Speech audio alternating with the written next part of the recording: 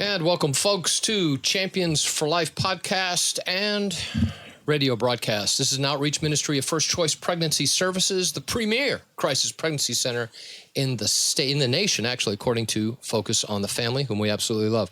Shout out to KKVV, who is simulcasting this broadcast over the airwaves, heard Thursdays at 5 p.m. and Mondays at 5 p.m. and on Saturdays at a special time. And by the way, a wonderful shout out to our newlywed general manager of KKVV, and may she live happily ever after. We're just so happy that she's a newlywed and living happily ever after. I just makes me happy. There's happiness. There's love spreading at KKVV, and so we love that. Today with us, I'm so delighted to have is Tanya Atterberry, who is the TP Turning Point Action spokesperson, the Moms Coalition spokesperson for Turning Point Action.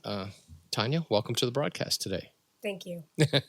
And so we're going to be getting to Tanya and her impact on getting, let's just call it sexually explicit. This wasn't the term I was going to use, but sexually explicit books that are stacked in your child's library, not only in your high school, but also in middle school and I think even elementary schools. Yes. And so we're gonna talk about her wonderful website that is now going to enable parents to go in and say, no, I don't want these books available not only to my kid, to any kid. And you're going to find out just how bad some of this stuff is. The content, it's so bad we can't even show pictures or even read the content. It's just so sexually explicit. It's beyond the pale, but you can read it. And we're going to be talking about that a little bit later. Also want to mention, of course, the First Choice Gala that's coming up on November 7th. And you want to be a part of this. It's RSVP. Spaces are running out, so you want to get involved, get yourself signed up. There's a couple of ways to do it. First of all, you can give First Choice a call and say, listen, I want to go. On November 7th, I want to be at this gala. Now, there's two times when you can go. There's the 12 noon event, so we'll serve you lunch, or the evening event at 7 p.m. You can go to either one and register for either one. You can do so by calling First Choice Pregnancy Services, and their number is 702-294-CARE, 294-2273, and say, listen, I really need to sign up for this. Seats begin at $150 a seat, and sponsorship goes all the way up. And keep in mind that this is a fundraiser. Our keynote speaker is going to be Cal Zastro, who's a phenomenal pro-life leader, been leading life events and life ministry for decades, recently pardoned by President Trump after spending some time in prison for violating the FACE Act, the Freedom to Access Clinic entrances under the Biden administration, him and about a dozen others. And so he's going to be our keynote speaker. This is someone who's literally put in the time, and you're going to want to meet him. So if you want to be at this event, again, this is going to be November 7th. There's going to be a 12 noon event, we'll serve you lunch, and there's going to be a dinner event, which I will be at the dinner event. I may actually even also be at the noon event. So if you'd like to meet myself or Deborah Costello, who is the executive director and the host of this show, we'll both be there. And I even believe we're going to have Mrs. Brazil there. So former Mrs. Brazil is going to be there. I think I'm fortunate enough to be sitting at her table. She's going to be sitting with her lovely husband and guests. It's going to be awesome. And we're going to be talking with Cal Zastro and watching what he's going to be presenting. It's going to be fantastic. So you want to be there. It's going to be November 7th. Do not miss it. Oh, and by the way, the other way to get that is by going to the website, fcpschampions.org, and click events, and then you can scroll down, click register, and off you go. So that's going to be good. And of course, 40 Days for Life. 40 Days for Life is in action, and you can be a part of this by logging into 40daysforlife.com, 40daysforlife.com/Las Vegas. Over 650 plus cities around the world are participating in the largest coordinated prayer event literally in history, and we do it twice a year, where folks join together to pray in front of a local abortion facility in their city in their state, in their country. We've got 40 days vigils going on from Taiwan to Australia to Canada to Brazil to England to Kenya. 40 days for life, millions of volunteers. You can be a part, make a difference. So many abortion facilities have closed where 40 Days has prayed. 2 of those right here in Las Vegas. You can be a part of that and seeing God move literally by your prayers. 40daysforlife.com. That's 40daysforlife.com/Las Vegas. When you log in, if you haven't created an account before, just create your account. You'll be signing a statement of peace. It's one of the first things that you're going to have to do. Please read that very carefully, because all we're asking is that you act in a Christ-like manner when you go to pray legally on the sidewalks near an abortion facility, because prayer is the powerful thing. And also note that our prayer times are from 7 a.m. to 7 p.m. We're praying 12 hours a day, 40 straight days. And there's a vigil calendar where you can click and let us know the time that you would like to pray, whether it's 15 minutes, 30 minutes, an hour, whatever it is on any particular day during the 40 days. Bring a prayer partner so that they can join you. And even if you go yourself, and even if you're not comfortable with even getting out of your car and praying, you know what I often tell folks? This is what I tell them, Tanya. I say, listen, even if you don't want to go outside and pray because you just don't think you can do it, right. Listen, just sit in your car, just sit right there and offer prayers for the women that are going into this facility, the women, the families. Don't forget the abortionist and the staff. You know, we've had. I know one instance where here locally, one of the clinic workers walked out and literally walked up to one of us and said, "Thank you for your prayers. Today is my last day."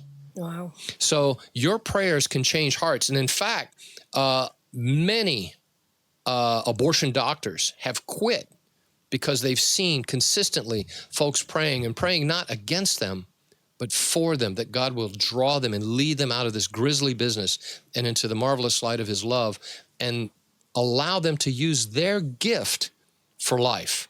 And it's happening, and you can be a part. 40 Days for Life. That's 40daysforlife.com/Las Vegas.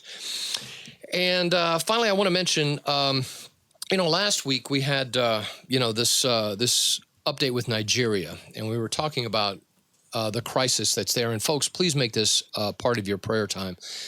There is literally a genocide going on in Nigeria. 25,000 Christians since they started counting that have been killed. 19,000 churches have been burnt to the ground. And mostly a lot of men, and a lot of times women, even children are slaughtered. It's horrible what's happening there. And please continue to pray. The reason we mention it is because our pastor, my particular pastor, Pastor David Childers, here in Las Vegas, Peaceway Christian Center, he's what I call the Earl of Forgiveness. Of course, we had him on the show last week. And he was promoting his book and decided to go to Nigeria to minister to the women who've lost their husbands and land to Muslim militants. And it was, as you saw from the video, if you haven't seen it, you can log into our podcast, FCPS Champions, on YouTube, and click on our last week's podcast, and you will be able to see some of the video and how well our pastor was received. And it was just absolutely amazing and beautiful. And it's amazing the ministry that our pastor has, because next he's going to be going to a Ukrainian church. Believe it or not, there's a Ukrainian church in Las Vegas. He's been invited, and he's going to go preaching forgiveness to that war-torn people who obviously have family back in Ukraine. And it wouldn't surprise me a bit if Pastor Childers actually goes to the country of Ukraine. He's been to Spain, France. He's been to Germany, Bulgaria, and everywhere he's gone, this book has been translated into the people's language. 2 countries in Africa, and just an amazing book. And that book is available on Amazon, by the way. Forgiveness, it is not optional. It is life-changing. Not very thick, but it's packed with what you need to be able to live the life of forgiveness that we're called to, where Jesus has called us to live this life. He is our model of forgiveness. And I tell you what, it's liberating. This book is liberating. It's going to help you, I promise you. And if it doesn't, I'll give you, Max, our producer, will give you your money back. Isn't that right, Max? Yep, he said yes. So there you go. So, all right. So I think we are all caught up. Tanya, welcome to the broadcast. Thank you. Now, you have done something amazing. First of all, you're part of Turning Point Action. Yes. And there's a subset of that called Moms Coalition. Am I understanding that correctly? That is correct. And what have you done? So I recently just took the chair position for the Moms Coalition. And the one reason why I did, because of all the work that I've done up so far. So right now, I'm on my 30th year as an educator. I will be retiring from the Clark County School District in June. But in the past, since COVID, I have been very vocal about what is happening to our kids in our schools. Mm-hmm. As a high school counselor, I know what's happening and I can see what's going on with these kids, and I just didn't like it anymore, and I couldn't stay silent anymore. So I really just started looking at legislation. I started looking at what's going on locally. I started looking at what our school boards are doing. And I was astounded at how corrupt and just how awful things are that hurt kids instead of engage them and instead of healing them from what happened during the lockdowns. So what happened really is I started looking at what kind of content that I was been told as a counselor, because we go through all these trainings, and you go to these trainings, you get these books, and I'm thinking to myself, these are books that I do not want to use to help kids, because it just drove them further away from their own identity. And once I realized that we're pushing kids away from their own identities, I'm like, what identity are they going to get? Because they need to know that they're valued and they are good and right just as they are, not how we want to change them and mold them to be what we want them to be. And I've been an educator for a long time, and I've always kept to that philosophy, and I have never stepped away from it. But I realize that I've been silent for so long, and I have not been paying attention enough to what it is that we're molding our kids into. Mm-hmm. And so that got me looking at all the curriculum, and then I started looking at what books are in the school libraries. The reason why I got engaged was I was at a school board meeting, and they had said, well, we're going to close the libraries down. We're going to not allow parents to see what's in the libraries, and even the staff has a hard time getting into those libraries. So it was a closed system. It's the only county in the state of Nevada that had a closed system, and I didn't know what that meant. Wait a minute. The school board was trying to prevent parents from seeing the material that their children were reading in the library? That is correct. Why would they do that, Tanya? That is what I asked. So when I was looking at Regulation 6150, Regulation 6150 stated that, we have a closed system, and you can only see the books in the libraries if you used your student's username and password to get into the library. So you'd have to be the kid to look at anything. It wasn't open to anybody to be able to see. And I wondered why. So that got me thinking about, why is this happening? So I went and started researching about books that could possibly be in these libraries, and what I found was atrocious. A lot of sexually explicit content from elementary school through high school, and I was appalled. So I went on to legislation to speak my mind. So we went up to legislation to speak, and they all called us pretty much liars to my face as I'm sitting there saying, no, these books are in the libraries.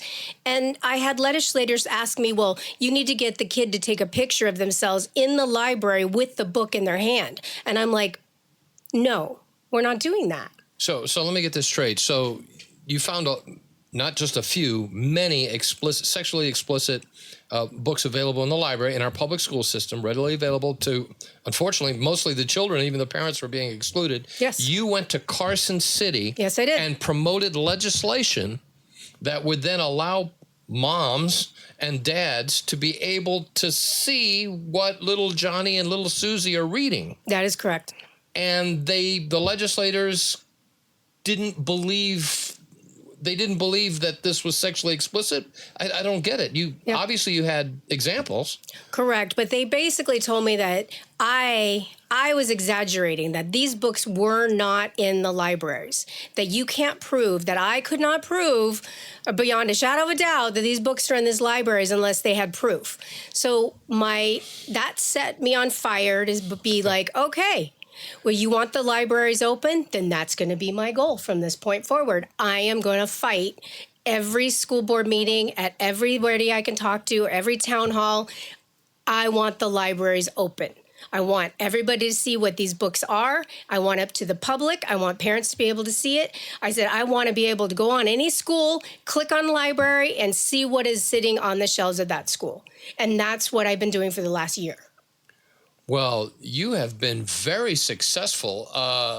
Max, let's show what now this is your website. Now, for those of you who are listening on the radio, this website that you have created, yes, right, is called, how would I get there? What is the link so everyone can hear it? So it's Dreams Don't Fade, and it's .com. So dreamsdon'tfade.com. Okay. And if you go to that, you'll find at the very top all the links to all of the different things that you can look at. I have legislation in there. I have Regulation 6150 because we're still fighting that battle. I have stuff for parents, resources for them to opt out on the things that I believe that we should not be indoctrinating our kids for. And I know I get in trouble every time I use that word, but it is true. I also have curriculum on there. I have all kinds of different links that parents can do to research everything that you could possibly research.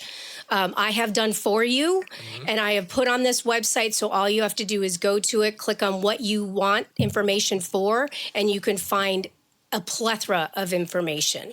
It has taken me over a year to get this website as built up as much as I have, with as much information as I have, but that's all I do on my free time. I research, I look for regulations, I expose them, I try to make sure that parents are understanding what the regulation means, because they misrepresent what a regulation means. Like Regulation 6150 should never have been voted in. Why are you telling parents that they cannot have access to their kids' I don't get books? that. I don't get that. It's like you're trying to hide books from the parents. But for what purpose? And the problem that I'm worried about is that it's some type of indoctrination, and I'm worried that it's Planned Parenthood, and now we're finding that some of these books deal with gender transitioning and so forth. Yes. I have looked briefly at some of the books, and horrible. I think I saw one book in one elementary school or middle school, and it was laid out. It was completely graphic, dealing with every type of sexuality, and there was pictures showing everything, and mating, everything, including homosexual. I mean, and this was for middle school. Yes. Yeah. And why?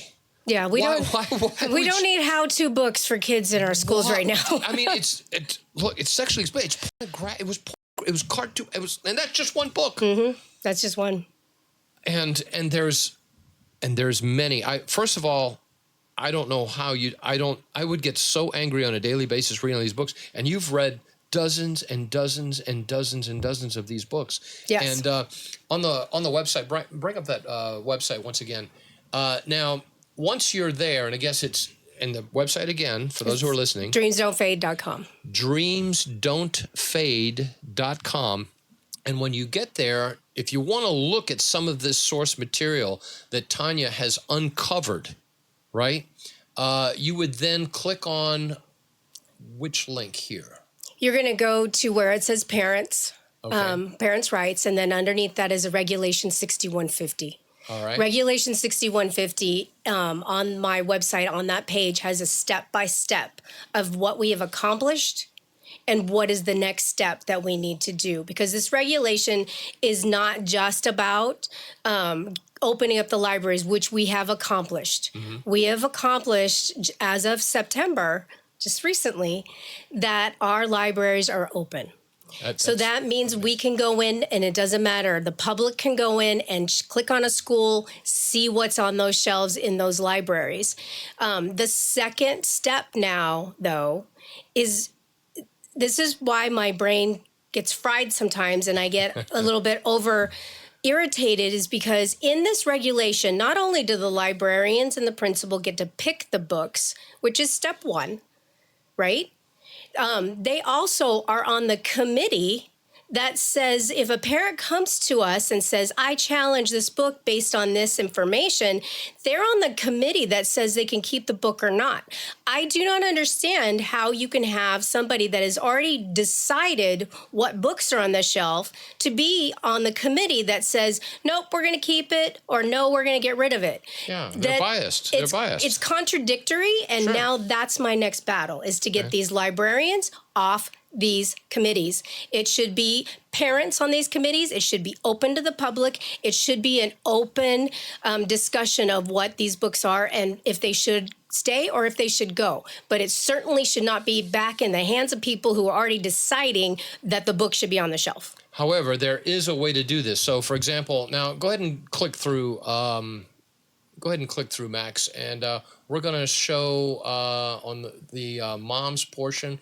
If you go up, scroll back up there. Scroll back up. Do you see where it says Take Back the Classroom, Nevada? Yep. We'll link right on the top. So this right here is going to give you a list of every county that's in Nevada right now. So the only county that was missing as of last month was Clark County. But if you see on Clark County, you can see there is a lot of books in Clark County. 9,200, over 9,200 books that are sexually explicit that are buried in your child's libraries. Yes. In Clark County. And so go ahead and click on the Clark County School District. And from there, you've listed every single school in Clark County. Yeah, every single school. Karen England is actually the Take Back the Classroom. She is awesome because I worked with her. I didn't know how to get all these in one place. So she was able to here's the key. The key was getting the libraries open because even she couldn't get in there and see. And she's actually travels all over the United States talking about the sexual content of these books. And I asked her, and she was trying to figure out a way to do it. And so once I got the libraries open, I emailed her that night and I said, the superintendent just announced it, the libraries are open. In 10 minutes of time, she was able to go in there and pull every school and every book that she had already had in her database that all she was waiting for was for me to say, yes, let's go, let's do it. Oh, wow. And here we are. Every school, you can click on any school that your kid is attending now, and you can see what books we're talking about. All right, well, let's just pick one right up top. That's Allen Elementary School. Do you see it there? Keep going down. Just click on that, right? No, they don't have any books there. The first one, actually, is a good one. Let's go to the very first one, Abston Elementary School. That school has 5 books. That's an elementary school, folks. That has 5 books that are at least sexually explicit. And you've tagged these books. Not only do you show these books, you show what the book looks like. You have the cover on it. Yes. And in a lot of cases, if you click on the book, you'll see some of the source material that you are... Correct. So if you click on sex is a funny word. Sex is a funny word. Okay. So sex is a funny word. Okay. So this is on an elementary school level. The reason why it's flagged, and here's the criteria for flagging. The flagging is basically if the content has to do with sexually explicit content, like this one, because it talks about basically touching your anus. Like, why does a child need to read about how to touch certain body parts? There's no need for an elementary school to be reading this. And in the book, it's graphic and it shows them with their finger and where to touch. Well, Why does this need to be in a public school library for elementary school students? That's the problem. And what teacher would assign this book for reading? I'm flabbergasted. And this is just one book. Yes. One. And there's hundreds of them. Correct. I think I saw one school, they had over 200, nearly 200, 190 some odd books that are in the 190 plus books that are sexually explicit. And some of them are, I had to stop reading. That's how Correct. bad it was. And really, the thing of it is this is why I'm involved in it. I come from a family of abuse, and I also come from a family of where I had to go to court and put my stepfather in prison for sexual abuse. I understand what trauma is like as a child. But as a teenager, I don't need to read about it. I do not need to read a rape scene. I do not need to read about how a father molested their child, but in graphic detail, and how the child was like, oh, I really like this relationship with my father. I'm like, no. We don't need to be having these kids read explicit materials that could hurt them. Not that, and then they always put it in the guise of, we're discriminatory. We're discriminatory because of what? Because the author is this color or that gender or this sexuality. I don't even care what the author's race is. I care about the content of what's in that book. Mm-hmm. If that book has a content in it where it is so sexually explicit, I can't read it at a school board, which we bought and kicked out trying to read these books in an adult environment. Then it shouldn't be in a school. Like, if I can't read this to you as an adult, then it should not be in a school. Yeah, our children should not be reading it, obviously. All right, I'm speaking with Tanya Atterberry, who is the Turning Point Action's Moms Coalition chair. And she has developed this very worthy and needed, sadly, website that allows parents to review books that have already been deemed as sexually explicit. We're going to be talking more with her in just a second. The website, again, if you want more information about this website so that you can see some of this yourself, is dreamsdon'tfade.com. dreamsdon'tfade.com. And you can see some of this for yourself. All right, I want to take a moment and give our time for our sponsors, of course, whom we absolutely love, and then we'll be right back. I want to take a moment to acknowledge one of the great sponsors of the Champions for Life radio broadcast, such as RTS Postal Express, for all your Las Vegas copy needs. Black and white copies, color copies, business cards, resumes, you name it.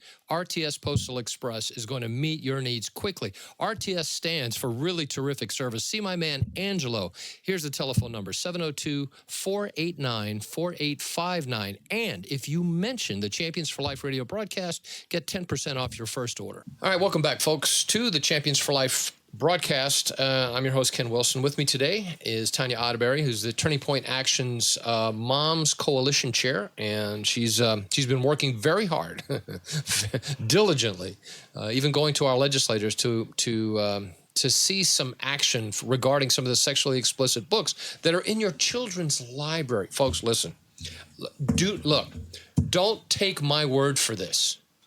Don't take my word for this. Visit her website and you can read excerpts from these books yourself. And there's hundreds. And we're going to be talking about how we can actually, it's possible now. It's possible, where before it was impossible, but now it's possible to have these books removed from the shelves of your child's school. There's a procedure. I believe there's a form, correct? That is correct. That you can fill out. And didn't say this was going to be easy, but listen, Tanya's opened the door so that there's a way now that this can be possible, that we can rid our shelves. And it's bad enough when you get to college. I got, two of my children in college now, mm-hmm. and some of the books they're reading there that is required reading by their professor. It's there's only so much you can do. But when we're talking about elementary school kids, really, do we want our 10, 11, 12-year-old children, not to mention high school, but even high school, do we really want them reading some of this stuff or viewing for someone that's in the, fourth or fifth grade, seeing these pictures of positions and men with men and women with, do we want this? Because that's what's out there. It could very well be in your school library. Now, one of the, I noticed that some of the schools yes. that you had on your website, there was zero There were 0 offensive books. Now, is that because they don't have a library or because they've gone in and cleaned it up? They've gone and cleaned them up. Well, what is nice is this. If you are looking at your elementary school or middle school or high school, if you're on the website and you're looking at the schools and you find a book, and then if you actually look for the book itself, there is actually a form already made for you, for parents. You need to file the CCF 400. The CCF 400 says I am going to challenge something that is either in the curriculum or I'm going to challenge a book in the library. So that CCF form, I got a nice pink bar there. It goes directly and links to that form so that all you have to do is print it out, or you can turn it into a PDF and type in yourself. But here's the cool part. You don't have to do all of the boxes that say, show us why and this and that. We do that for you. Karen England did a really good job. She has already, if you were on the same page for Take Back the Classroom, you click challenge. There's a button that just says challenge, and you can print out everything that's wrong with the book and staple it to that CCF 400 form and turn it into the principal. All right. It's done for you. So this is the webpage now. And again, if you're looking, if you're listening on the radio, again, the website is dreamsdon'tfade.com. But on the front page is that pink link, which you have right there. That's the form, correct? That is the form for CCSD that you have to fill out to turn into the principal. Okay, and so you can click on that and download the page and then fill it out, and you can list more than one book. Can you? Yes. Yeah, you sure can. The nice part is you do not have to fill out all the different explanation part of it. You don't have to write it out or figure it out yourself, because if you went to the website where the school is that has the books listed, if you click on any book, it gives you a place where you can print out a challenge sheet. It's written all out for you. It actually has the excerpts in it, it has the book, the ISB number, it has everything about the book, and then it tells you why you would be challenging it and shows examples out of the book. So you don't have to do anything as a parent except for go to this part and do the CCF 400 form, because that's required by Clark County School District. But we do everything else for you when you go into the Take Back the Classroom link, and then the challenge is right there. You just print it out, staple it all together, sign at the bottom, and you turn it in. And Tanya, you have made this so easy for parents. Yes. I cannot commend you enough. This is brilliant work. And I want to tell you something else. A lot of people that put this work into this type of website, usually there's a link somewhere where you could say, fund me, buy me a cup of coffee, something, anything. You don't have any of that, do you? There's no there, and you should. I have to be, for those of you who are willing to donate to this effort, trust me, I just read just a few of the excerpts from just a few of these books, and it's horrific. I don't know that I could do it, but I know what I could do. I know what I can do, and I know what I will do. I'll be printing out that form. I'll be signing up some books, and we'll be cleaning up the library where at least my little Johnny and little Susie go to school, and begin the process. And I mean, you've done all the work. Mm-hmm. You've done it. Parents, it doesn't get any easier than this. If you wanted a way that you can clean out the library, that is, it's almost as though, would you be upset, Mom and Dad, if there were, Playboy and all these porn magazines available for perusal in your child's life? Well, it's already there. It's already there. It just doesn't have, the names are different. There's just it's a published, somewhat looks respectable type book, but it's not. When you flip open the pages, it's horrific what's in these books. Tanya, I can't thank you enough for what you're doing. Now, let me ask you this. This you've taken care of Nevada now. Yes. Now, Turning Point Action, we haven't talked about this, but Turning Point Action, which you're affiliated with, obviously they want to see this replicated in other states as well, do they not? Yes, they do. And is this something that you're going to be working towards, or you're going to be building a coalition to go and try and help? Because, I mean, there's 49 other states. There's no way one person. Tanya can't do it all. That is correct. So Turning Point has an education part to it. So they do have a Turning Point Education Commission. Mm-hmm. So they have asked me to come to be part of that commission so that the things that I am doing here in the state of Nevada can also be seen in other states, because other states are asking the same thing. How do I fix something? How do I get these books out? I'm not going anywhere. Where do I start? Who do I speak to? So the way that I did it, first of all, to get the libraries open, I built a petition and I sent it everywhere. I received over 1,000 signatures, and I went walking door to door trying to get signatures to take to the school board, where I presented them with the 1,000 signatures that said, no, we want the libraries open.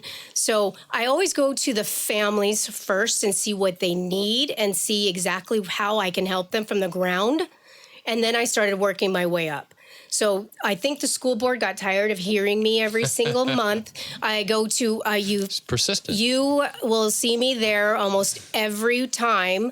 There's only a few times that I have not spoken, but every time I go up there to say, my name is Tanya Atterberry. I'm here to talk about Regulation 6150. And then I go into what needs to be changed in that regulation. And I just kept doing it until September came around, and it finally was opened. And the doors open. You know, there's a scripture like that, you know, where Jesus was talking about the parable about the person who had a neighbor and went to a neighbor's house and said, look, I need some bread.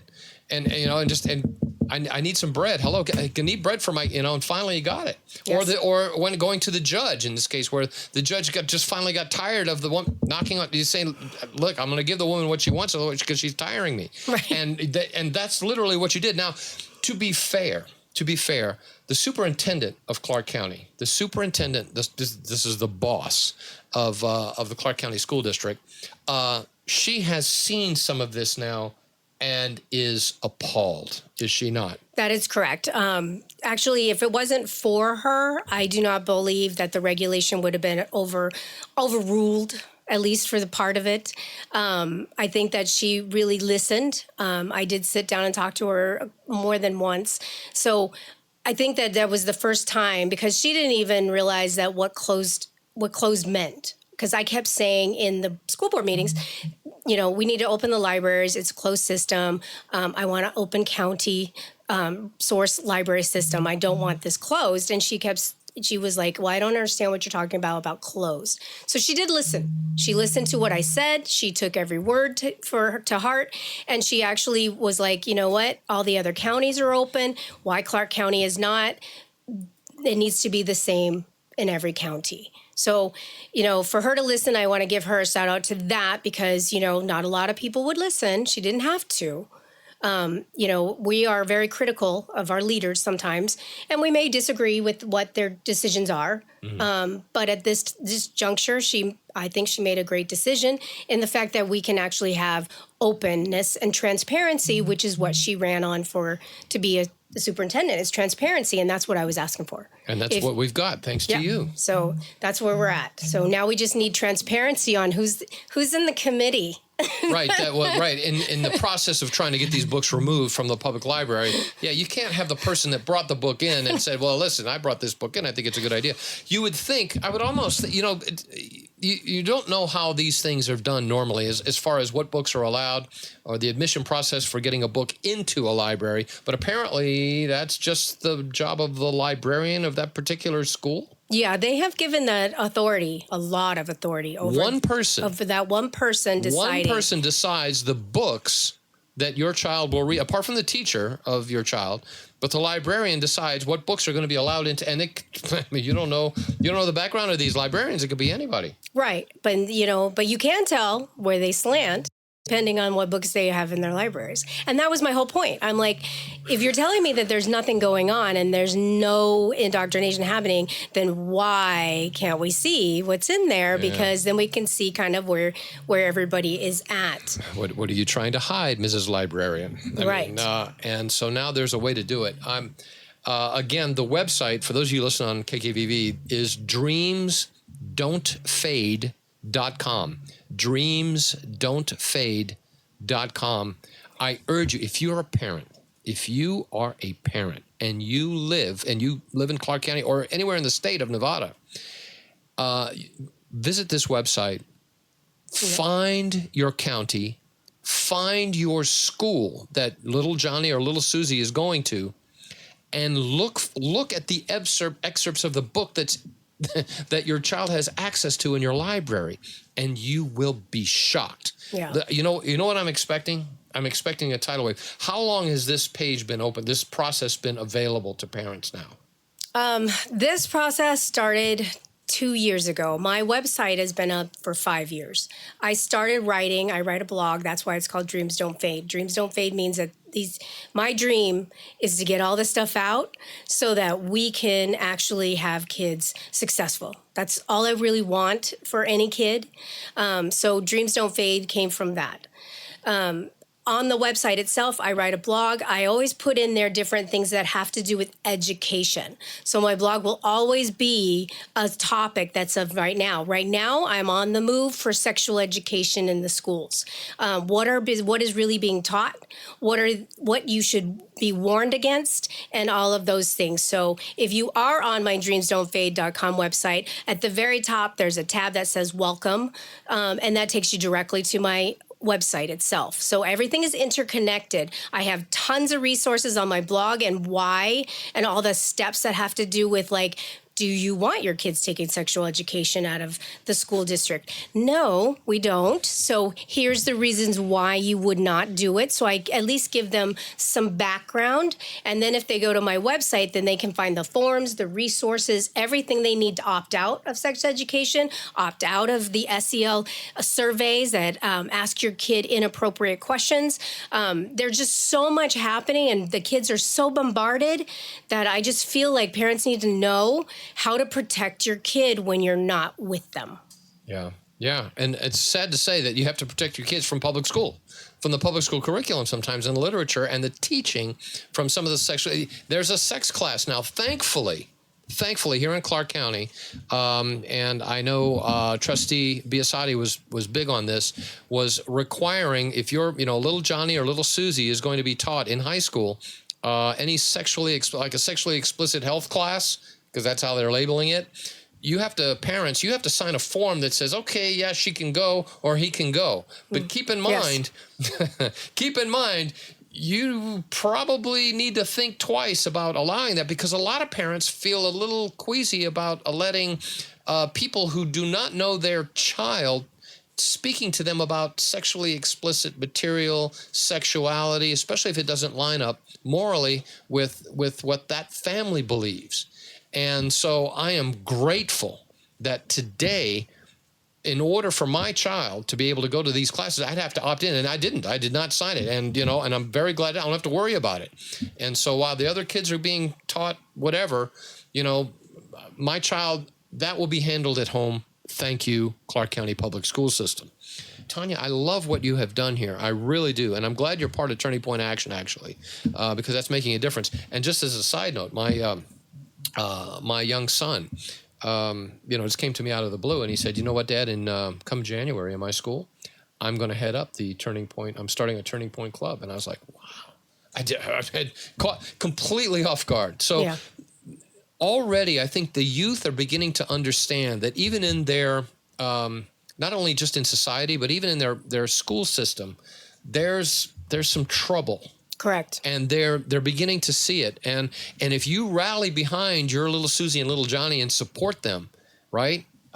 Listen, we can begin to clean up these schools. Like I was talking to Trustee Biasotti, and she was telling me, if we could clean up these schools, if we could clean up our schools this way, the public school system, the private school system would be gone. You would be sending your kids to public school because it's so beautiful. You would have wonderful trustees. You would have wonderful librarians. You wouldn't have to worry about anything. The curriculum would be spotless. It would be a wonderful place to go. But until that day arrives, right, we have to fight for righteousness in our school system. And it's sad to say, but that's the reality.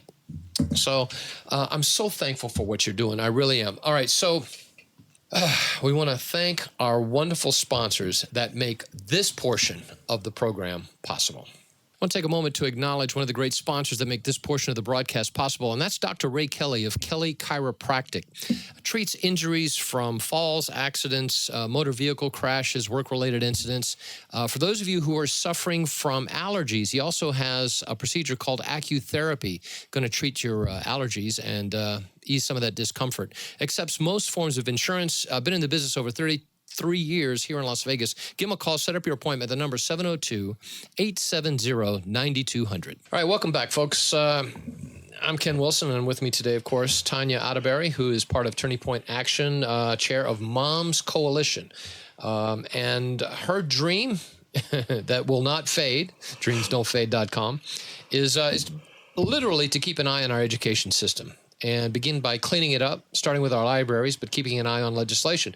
Now, dreamsdon'tfade.com.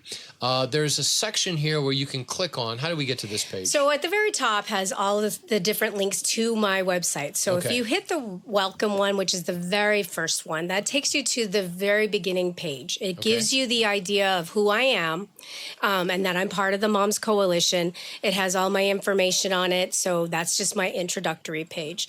On the side, you will be able to see that I have just tons of information that is going on right now. So when you are looking at the school board, or if you're looking at where it says voting, there has different things that are on there that you can get to. So all the different links will take you to different things. So I would advise that you just lean through each of them and kind of see where you're at. Now, you were telling me that the legislators, they, even though it may not be an election cycle, or it may not be, our legislators not in committee, there's an education committee in Carson City that's still crafting legislation, even though we're not going to have a session for another year and a half. Correct. So if you're wondering how these bills come so fast and furious in legislation and nobody has time to read them and nobody has time to see what they are, it's because they're crafted during the interim legislation. Interim legislation is in between the two sessions. So legislation will have new people and new people that have been voted in the 2027 timeframe. But here's the thing. Just as we ended 2025, they're still holding sessions. They still hold education, money. They still hold all these kinds of different sessions. So I watch them all because I want to know what they're doing, because I want to know what things are coming out of these education committees that we're going to see on, as bills that are going to be coming up. And you've provided a place on your website where you can see some of the proposed legislation from these committees. Yes. And it's there available on the website. Now, is it from this page? The one that says vote. See where it says vote? Put the arrow down. Okay. And this is some of the legislation that is being proposed. Right. So we know that there's stuff coming up in the races. So I have a page that has everything on there for the upcoming election and how many seats are open and what we're going to be doing. Mm-hmm. So as those pieces start falling into place, I will put that information in there. If you look at the next one down where it says interim legislation. Yes. Here is the interim meetings. So see, they've already had some meetings that happened in October. There's one coming in November that is very important. It's the Subcommittee on Education Accountability. What are they talking about? So that I put their agenda up, I put their meeting link up, and then after I watch it, I will put notes up there of what they think is education accountability. So I will always make sure that I have everything in there, links in there, and information on anything that has to do with education, because that's where my wheelhouse is, that's where my expertise is. So I always kind of try to focus on everything that has to do with education. So there's lots of information out there because a lot of people don't know that these people are still meeting. And that these are the bills we're going to see in legislation. And that's why it's very hard to follow them because, legislation has thousands of bills that they just throw at the wall and then hope some of them stick. Right. So, right. And that happens, I always marvel that at the end of a legislative session, they'll pick one or two bills in the beginning that eat up a lot of the time or debate time. And by the time, when they realize that there's not a lot of time in the session left, they rush through a mass of bills and there's no time to debate these things because the legislative session is closing. And that typically happens. And so your website is going to allow you to at least see some of the bills that they are proposing, crafting, that'll then be submitted to our legislature to be voted upon and passed into law, and or passed into the school board.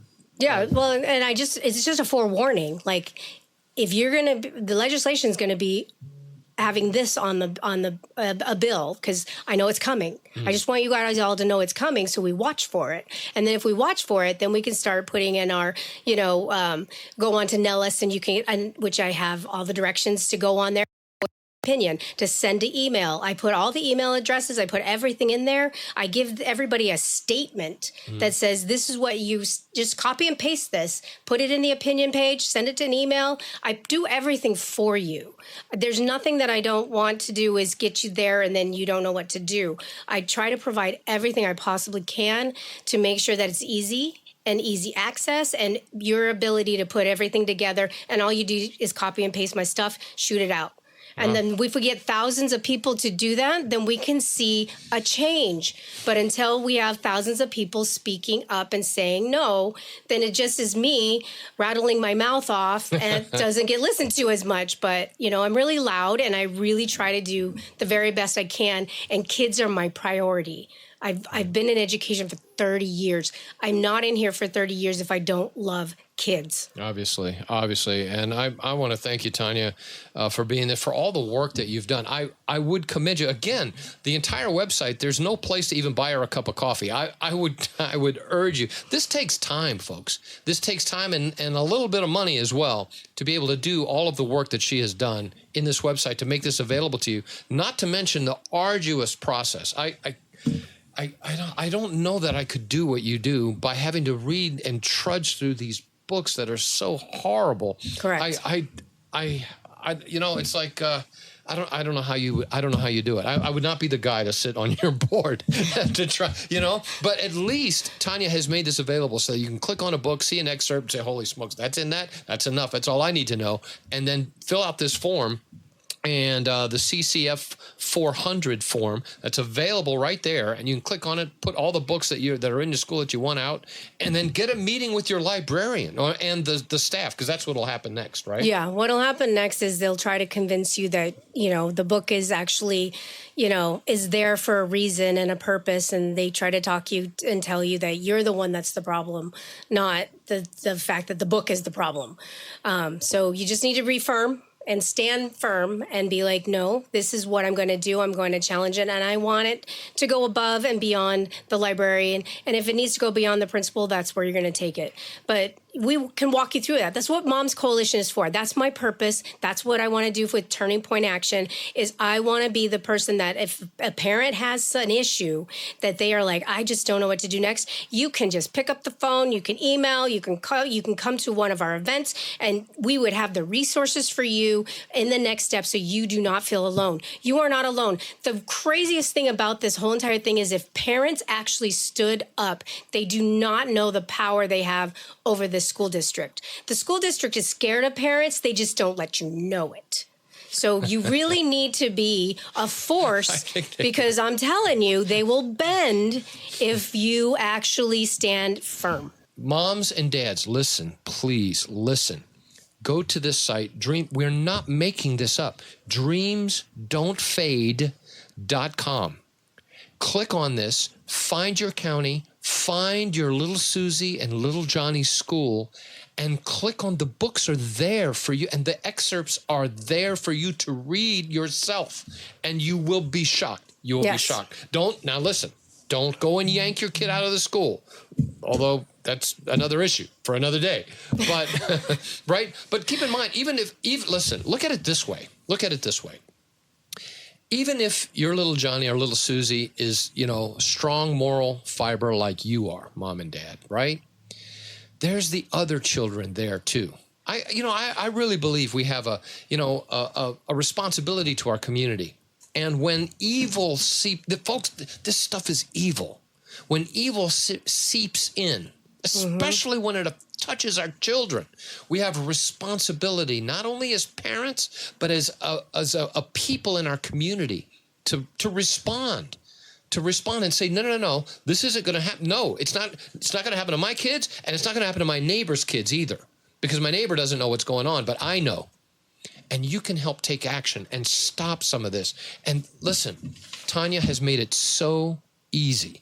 So easy. I urge you, Tanya, listen, if there's a way, now we can contact you via either your blog from this website or there's some contact. So listen, when you log into dreamsdon'tfade.com, you can contact Tanya and convince her, like I'm trying to convince her, to put like a buy me a cup of coffee kind of link on her website so that, you can, send a few dollars to her for the massive amount of work that she has done. Not only that, I'm sorry to say that you're leaving the education system. This is your last year. You're retiring. Yeah, this is my last year with Clark County School District, but this is not my last year to fight for kids. Wow. I will tell you that I will have more availability when I'm retired, so watch out. Well, folks, that's the end of our show today. We've been speaking with Tanya Atterberry, who is the TP Action Moms Coalition Chair, and she's looking out for your kids. And folks, thank you again for listening to the broadcast. Thank you, KVV. And remember, you too can be a champion for life.